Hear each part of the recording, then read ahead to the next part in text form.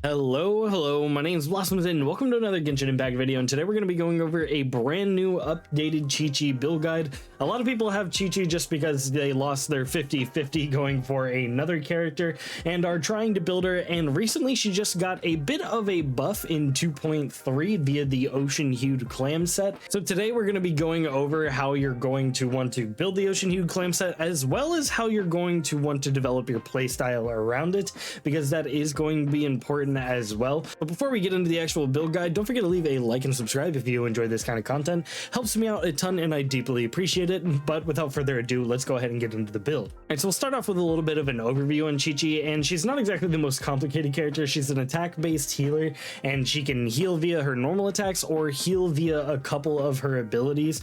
Her E skill being one of the primary ones here, where you cast it, it deals cryo damage to the enemies surrounding your active character, and then it also periodically heals your active character, and this heal is based off of your attack as well, so you're just going to be building her for attack a lot of the time. And then she also has this mechanic via her elemental burst where you use it and it applies a mark to surrounding opponents while also dealing cryo damage at the same time. And this mark, whenever the opponents affected by the talisman take damage, the character that dealt the damage regenerates HP, but this also counts as Qiqi's healing. And this mark can also be applied via her actual passive talent here. When Qiqi hits opponents with their normal and charge attacks, she has a 50% chance to apply the talisman onto them for 6 seconds. This effect can occur once every 30 seconds.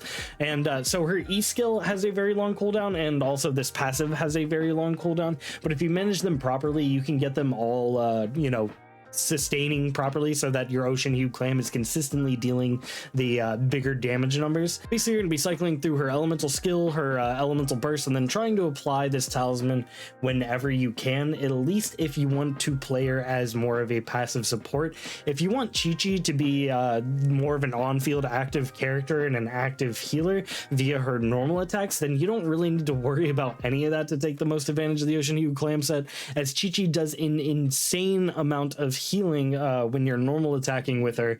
That is basically going to cap out your ocean-hued clam no matter what you do.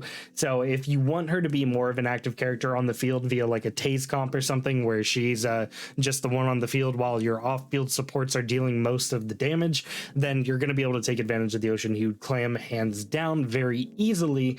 But if you wanted to be more of a passive character, then you're going to need to play her a little bit more tactfully, in the sense that you're going to need to use her E skill and try to apply a talisman on characters to most effectively get the ocean-hued clam going. Then you're also going to want to space it out with your elemental burst properly, and you're also going to want to be using some certain weapons to ensure that you have the most uptime on all your abilities as possible. And as I mentioned, this video is going to be centered around the ocean-hued clam set for Qiqi, as this is what is taking Qiqi from obscurity to viability. Before, not many people were using Qiqi, but now she has a newfound viability and versatility for many teams due to the ocean-hued clam set. The tricky part about the ocean-hued clam set, however, is the main stats and what stats you're going to want to be focusing on, and we'll get into that as I talk about this. But let's go ahead and talk about some of these main stats for what we're going to be running in this build. We're going to be doing attack percent, and healing bonus there. I was going to say damage, but I guess you don't really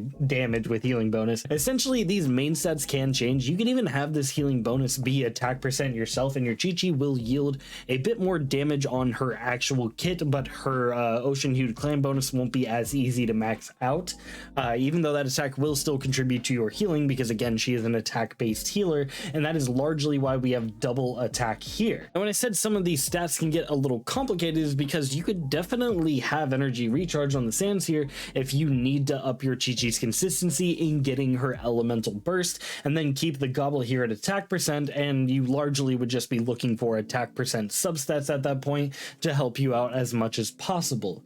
You can also, even if you feel like your healing is a-okay and good enough, you could have an elemental goblet here for like cryo damage or even physical damage if you want your Qiqi to be a little bit more active on the party. It does hurt your healing pretty hard, and I don't think the cryo damage is really worth it if you're running the ocean-hued clam set. You can run some sub DPS Qiqis that deal some pretty decent cryo damage, but I don't think that's what you're going to want to try to do to maximize the effectiveness of the ocean-hued clam's off-field damage. So I can't really recommend the cryo. However, if you do want your Qiqi to be a much more active member of your party, then physical damage bonus isn't necessarily the worst thing there, especially if you're running like a taser comp or something where your off-field supports are going to be dealing more damage, and then you're just going to be auto-attacking a bunch with Qiqi. Then maybe a physical damage goblet would be good for you, and then just trying to look for those attack percent substats. But I think the most general usage Qiqi version is going to be the double attack percent and the healing bonus, or swapping out the sands there for an energy recharge if you really need it for the consistency. But from what I found, I haven't really needed it. But this is mostly due to her weapon, and we'll get into that as we talk about weapons, as this could easily change for you. Now, when it comes to substats, of course, you're just going to be looking for things like energy recharge and attack percent that are primarily going to be your big concerns. But of course, things like crit rate and crit damage aren't going to be bad or, you know, undesirable for your Qiqi. It is just going to help her deal a little extra damage, even though the ocean-hued clam isn't going to crit or anything. Her other stuff will, and that'll just be a nice little bit of extra damage, but mostly focus on that energy recharge and that attack percent to make your Qiqi the most consistent at healing and getting her burst as much as possible. And before we move on to the weapons, I'll go over each and every one of my artifacts here so you know what we'll be using for this video.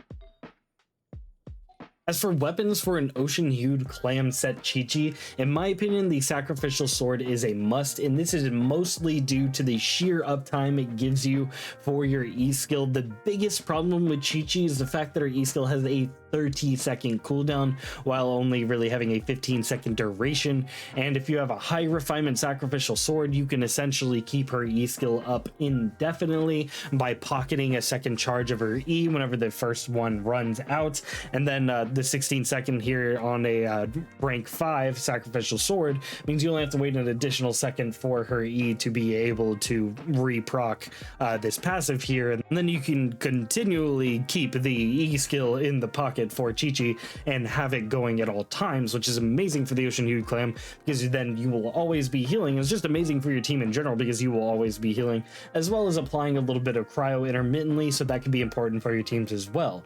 However, a good alternative that's going to help her energy recharge issues a lot is the Favonius sword there. High energy recharge substat, and it gives you some of those neutral particles.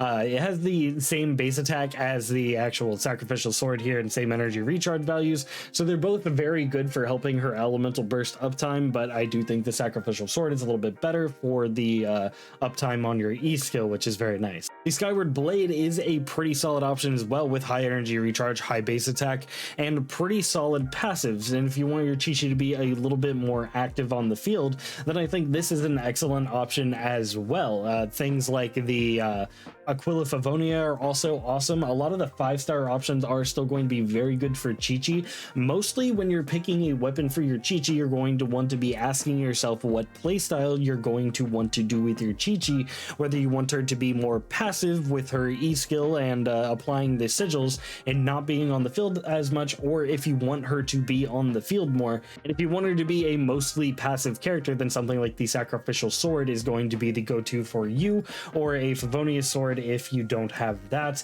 And then of course, if you don't have either of those, things like the prototype Rancor are a pretty good free-to-play option, as well as the Amenoma Kageuchi is also an excellent free-to-play option. Attack percentage there is very nice, but then you will need an energy recharge sands, as we mentioned before, so you are going to need to curate your artifacts according to your weapon here and according to the playstyle you want to adopt. There's also the factor that a lot of people use their sacrificial sword on their Xing Shou, and maybe you don't have it available for your Qiqi, so then at that point I would recommend something like Favonius sword, or something like Skyward Blade, or something like Amenoma Kageuchi, and then adjusting your artifacts accordingly. There's also things like the Lion's Roar that can work if you're doing like a taser comp or something, and things like the flute also work pretty well too, but they aren't the best. I would definitely be using Amenoma Kageuchi over both of those options, and even prototype Rancor, just for the sheer attack increase it gives and the physical damage bonus it gives,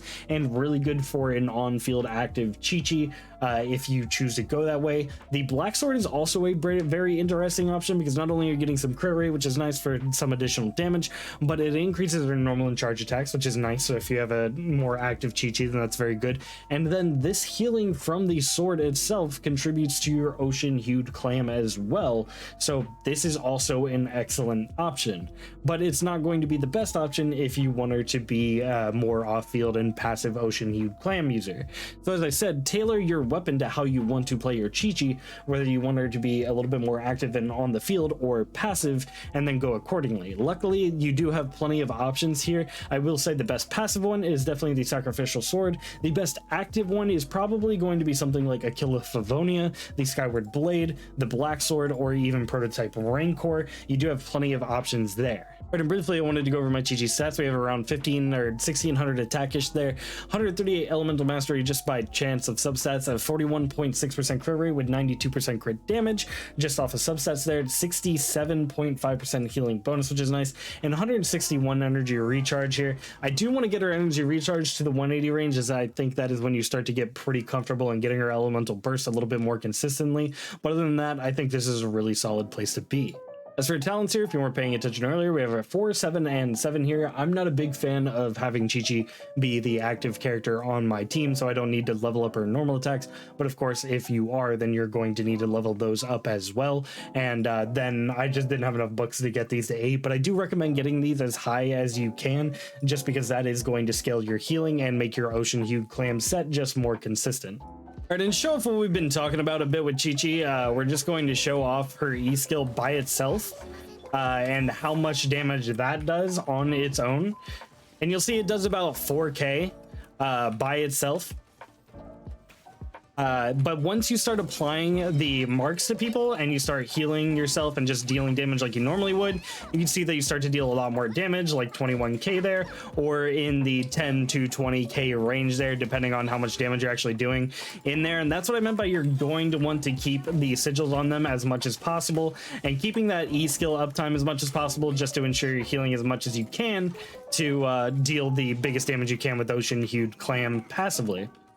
The coolest part about this is the fact that you can just mark your opponents and pop off as hard as you want to without having to worry about damage, because Qiqi's healing is just so insane. And as long as you keep that up, you're not only going to be dealing a really strong damage, but you're going to be healing yourself as much as possible while getting that off-field damage. So Qiqi has become significantly more viable because of this, and because of stuff like her passive there, as well as being able to pocket your E skill as much as you can with sacrificial sword. It makes her much more consistent in doing this for your DPSs to just pop off as much as you'd like them to.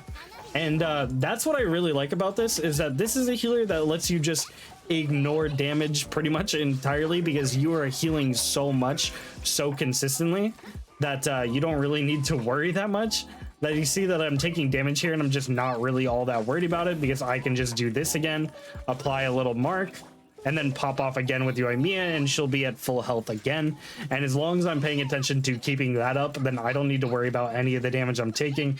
As you can tell here, I'm not trying to dodge really anything he throws at me, and just dealing some damage. So once you actually curate some teams towards Qiqi here, you can see how you can really start to pop off like that. And that's kind of what I wanted to show off and showcase in the video here, is that her healing has always been fantastic. It's always been really good. And the biggest problem with Qiqi is that we never really needed to heal that much. But now that we have the ocean-hued clam set, healing that much is also a boon, because you're keeping everybody at 100% and you are able to deal some extra damage because of that. And that's really awesome. And I really do like this Qiqi build. And she's definitely going to be fitting in some of my different team comps for Spiral Abyss that I look forward to doing in the future. But let me know how you're building your Qiqi, if you're building her in more of the active way or more of the passive way like me.